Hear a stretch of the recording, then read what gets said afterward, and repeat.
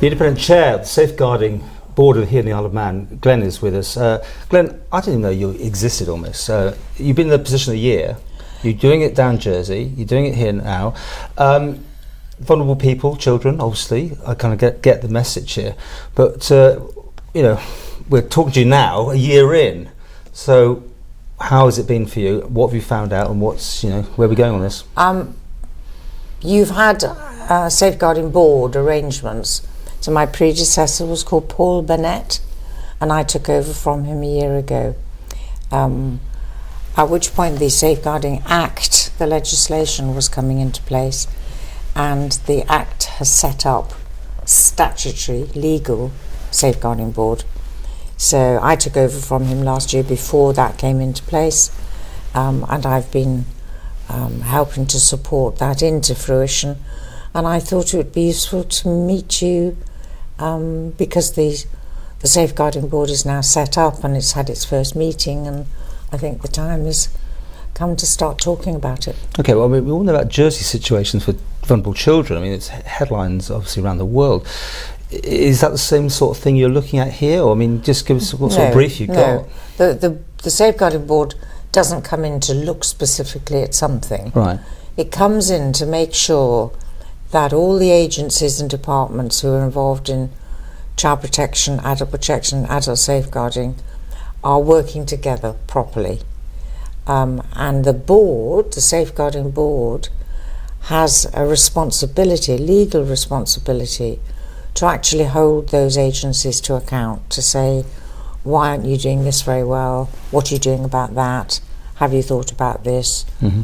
Why is your practice in this area? What did you find when you came in, and how is it looking now? I think you've got some very good arrangements here. I think the work of the two previous boards improved safeguarding a lot.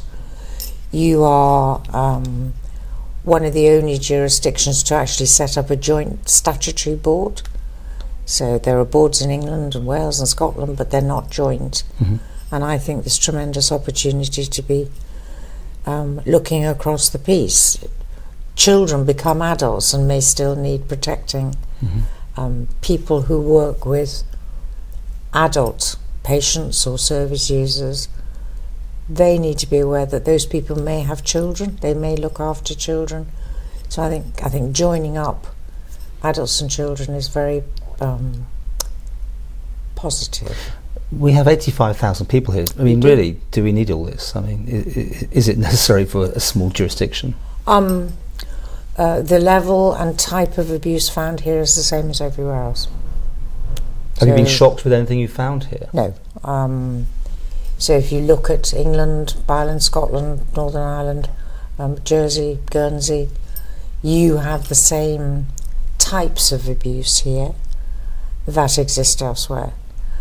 You might have small numbers because you're a small population. And the thing to be said is most people in the Isle of Man live safely. They're not being abused, they're not being exploited, they're not being harmed. The vast majority, it's the small numbers of very harmful behaviours that we need to be aware of. Now, we have a silo government. It's always been said by many of our politicians. By the sounds of what you were saying there, you're trying to bring all the different elements together. It seems to defeat most of the politicians who've tried to do this. How have you found it making different people talk to each other?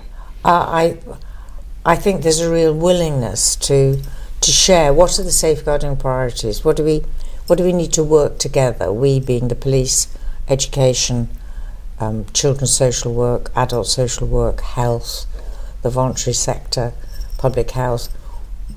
What's the main problem we're facing, and how together do we need to tackle it? And do people come to you in any way if they've got a problem, or they see a perceived problem in the system? Do they whistleblow to you, for instance? They will contact me. They have done since I came. I think I need to explain that if people come to me, I will probably make sure they've already used the relevant department's complaints procedure, or I might refer something on with an expectation that people will The director who I've handed it to will come back to me and tell me what they've done about it. And you keep an eye on that? So I keep a log, I keep an oversight, in case people come back and say, well, nothing was done. But what I've seen here is a willingness to be really reflective. Okay, we didn't get that right, it isn't the way we wanted to do it, or we think we were right and this is the reasons for it. So I haven't found people being particularly defensive and prickly. Have you got more work to do? I mean, the job for how long? Is it a set term? 3 years. 3 years. You're 1 year into it already. Is there a lot more to be done here? I'm saying to somebody this morning, it's a job where the things to do list is never finished.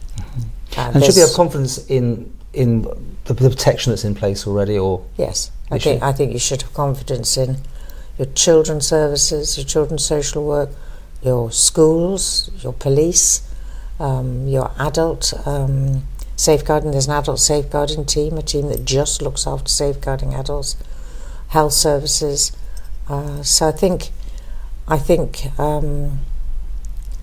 there's sometimes concern that in the Isle of Man, the public and others think, well, abuse doesn't happen here. This is a lovely safe place and nobody would harm anybody. But I mean, that patently isn't true. You've got an event going on this week, haven't you, involving all the different groups that you professionals deal with? From over 100 people. And yes. It's been interesting take up of this. Right? We had fixed the numbers, but we're going way over them as every day people are wanting to come. A good surprise, then. Is that good to see there's that engagement? Yes, and I think people like to come together to talk.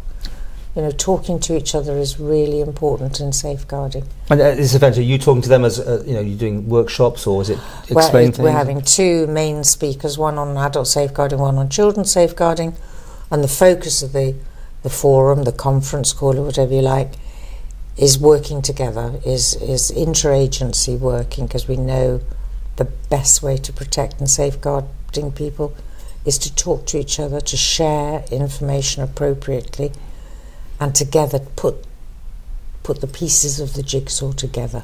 Now, you live in the UK, so how often do you interact with us over here? I mean, do you have that ability to keep your finger on the pulse of this whole thing? I'm in contact every day.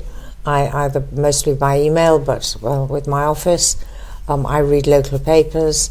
I have very good support from the Cabinet Office. They will tell me what's going on.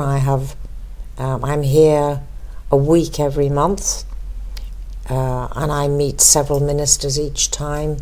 I meet the Chief Secretary. I chair meetings. So I arrive on a Sunday and go on a Friday, and I've done a lot of work by then. And would you like to continue the job after your term, or is it, you're happy to move on after the 3 years? I've just done 2 terms in Jersey, so... Are you finished there, or are you doing both? I finished in July. I've done 6.5 years. And, well, so you can't say too much, but was it more challenging than here, for instance? Is Jersey different from here, or the same? Well, I'm here 5 years after I started in Jersey. So the fact that here you have established a statutory legislation around safeguarding and a joint safeguarding board is just what attracted me to the post. I think you should be tremendously proud of yourselves that we haven't done that elsewhere yet.